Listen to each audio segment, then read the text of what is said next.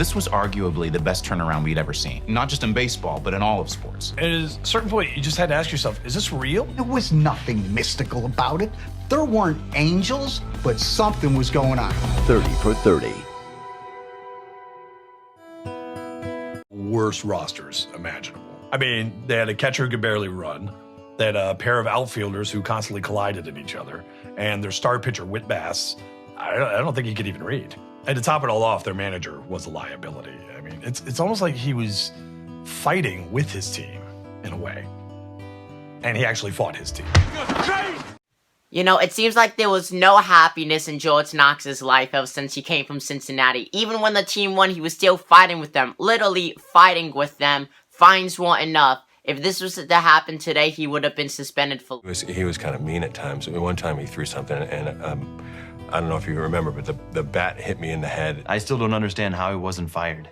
And in the midst of a historic losing streak, one strange day in July, the Angels start to turn things around. That, sports fans, is a play you're going to see run in baseball highlights for years. Ben Williams had no business being in the bigs, had a 100 career batting average, and couldn't catch any balls. The one ball he actually caught ended up defining his career for some reason. The whole season started to make everyone believe in us and made us believe in ourselves. And I remember a play the next week where Danny Hemmerling scored on an infield ground ball. Some moments in sports you remember in slow motion, and that Hemmerling play was one of them. Because the ball was actually traveling in slow motion. Hemmerling hit that ball, and somehow there were 17 errors on that one play. Beat the previous record by 14 errors. It was the first time in Major League history that a catcher, first baseman, and a pitcher all made an error on the same play in which the pitcher also hit them in the face with his baseball glove. Mel Clark hasn't started a game in this decade. Clark hasn't played in 4 years. Last time he actually played a full season, he went 6-14 in the win-loss column, comes back, does a no-hit shutout. You don't see that anywhere happen. You just don't. It was like watching a movie during that game. But the Mel Clark of '94 wasn't the same guy. He hadn't started a game in 4 years. Was Mel Clark on the mound in July? And he posts a second half that ranks right up there with the best of the decade. Ricky Vaughn, 95. Pedro Martinez, 99. Henry Rowan Gordon, 93. Clark's numbers were better than theirs.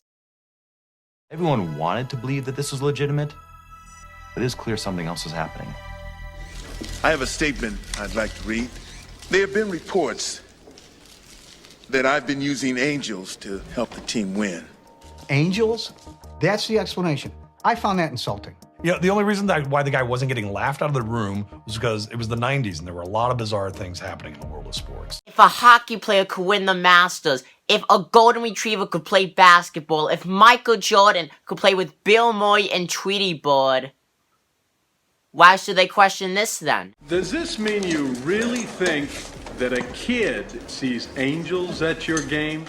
The truth is, the guy was making some really legitimate points, but no one listened to him because the guy just sounded like a jerk. At that point, everybody in California was on Team Knox.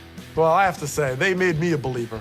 I believed. We all believed. Oh, and we just knew we were going to win. But during this pennant run, everybody was so wrapped up in Angel fever that nobody took the time to ask, why is this manager spending so much time with two little kids? I think it was creepy.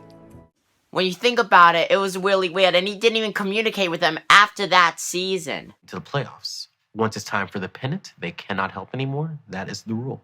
What's the purpose of that rule? That seems a little arbitrary. Al makes the rules. Who is Al, and why does he spend his time helping a baseball team instead of helping starving children? So Roger could be with his dad again. Following season, Angels are back in last place, winning 48 games. Knox is fired right before the All-Star break. They're in ruins. Would you say the use of steroids aided the California Angels during the 1994 season? Mr. Canseco? No doubt in my mind. Absolutely. Mr. Bass, was the team using steroids? It was Angels. I don't even know how to do steroids. I don't believe steroids were a part about it. I think they actually believed in themselves for once in that season.